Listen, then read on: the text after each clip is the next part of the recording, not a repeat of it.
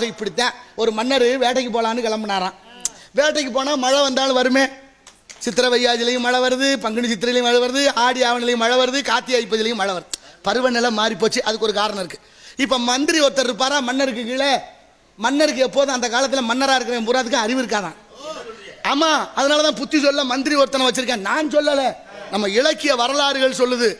அப்படின்னா மன்னருக்கு அறிவில்லாத போது அறிவு சொல்றதுக்கு மந்திரின்னு ஒருத்தர் இருப்பாராம்.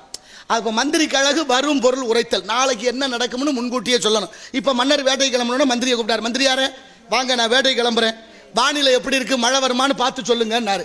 அவர் வான சாஸ்திரத்தை எல்லாம் பார்த்துட்டு மந்திரி சொல்றாரு மழை வராது, நீங்க போகலாம்ட்டார். இப்போ மன்னர் வேட்டை பரிவாரங்களோட கிளம்பி போறாரு. அந்த நேரத்தில் நம்ம விவசாயி ஒரு ஆள், வயசான ஒரு பெரியவர், தோலில் ஒரு மண்வெட்டி, கிழிஞ்ச கோவணத்தோட, தலையில் ஒரு கூடையோட, கையில் ஒரு கழுதையை பிடிச்சிக்கிட்டு வர. அவர் சும்மா இருக்கக்கூடாது, மன்னரை பார்த்து நல்லது சொல்லுவோமே நினச்சிக்கிட்டு, மன்னா நீங்கள் போகாதீங்க இன்னைக்கு வேட்டைக்கு, அங்கே பாருங்கள் மேகம் கொஞ்சம் நேரத்தில் வந்துட போகுது, மழை வரப்போகுது, எனக்கு உறுதியாக தெரியுது, நீங்கள் போகாதீங்கன்னு தடுத்தார். ஆனால் மன்னர் கேட்பாரா, மந்திரி சொல்லிட்டார்ல, அதனால போய் உனக்குன்னு தெரியும்ட்டு போனார். மழை வந்துச்சு, நனைஞ்சாரு, அவசரப்பட்டு திரும்ப அவசரப்பட்டு அரண்மனைக்கு வந்தாச்சு. இப்போ மன்னருக்கு கொஞ்சம் சங்கட்டம், கொஞ்சம் மகிழ்ச்சி. என்ன மகிழ்ச்சி?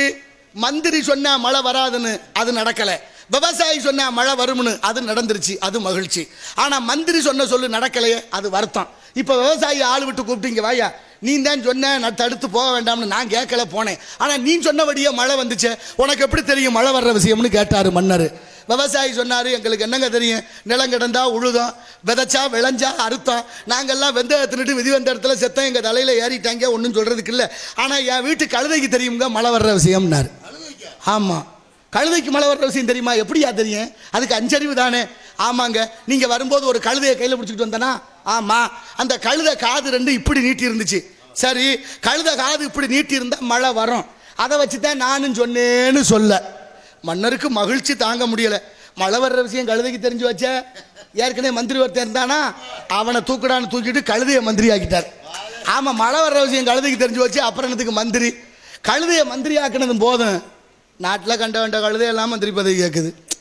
நமக்கு என்னத்துக்கு பெரிய இடத்து பொல்லாப்பு, அரமணை கோழி முட்டை அம்மிக்கெல்லாம் உடைக்க. அதனால நாளைய தலைமுறையை பண்பட்டவர்களாக ஆக்க வேண்டும். அரமணை கோழி முட்டை என்னன்னு கேட்குறீங்களா? நான் எப்படி சொல்கிறது, மேடைக்கு மேடை அதே